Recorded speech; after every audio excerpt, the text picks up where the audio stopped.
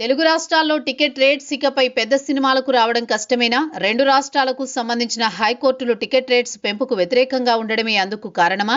ఇకపై అభిమానులకు premier shows, benefit shows చూసే అదృష్టం కూడా ఉండదా అంటే అవునని అంటున్నారు విశ్లేషకులు.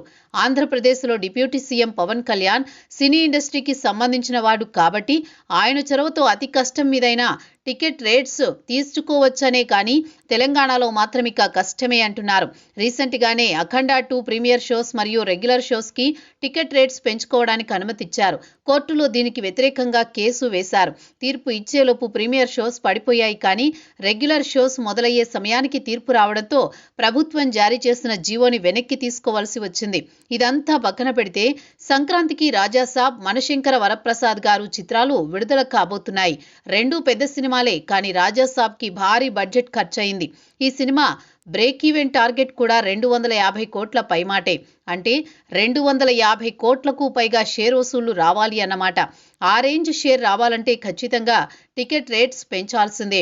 ఎందుకంటే స్టార్ హీరోల సినిమాలకు అత్యధిక శాతం వసూళ్లు ఓపెనింగ్స్లోనే వచ్చేస్తూ ఉంటాయి. పవన్ కళ్యాణ్, ప్రభాస్ వంటి హీరోలకు టాక్తో సంబంధం లేకుండా మొదటి 3 రోజులు అన్ని ప్రాంతాల్లో హౌస్ఫుల్స్ పడతాయి.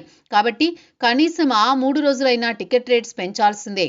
అప్పటికి కానీ బయర్స్ సేఫ్ అవ్వరు. కానీ రెండు తెలుగు రాష్ట్రాల్లో ఇప్పుడు పరిస్థితులు సానుకూలంగా లేవు. ఆంధ్రప్రదేశ్లో కూడా ఇక మీదట నిర్మాతలు చీటికి మాటికి ప్రభుత్వం చుట్టూ తిరగకుండా ఒక యూనిఫామ్ టికెట్ రేట్స్ జీవోని తీసుకువచ్చేందుకు ప్రయత్నాలు చేస్తోంది.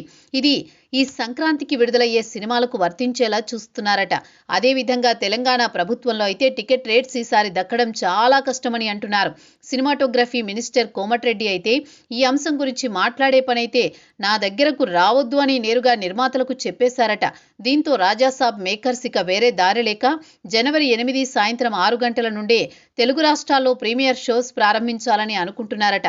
చూడాలి మరి ఏం జరుగుతుందో.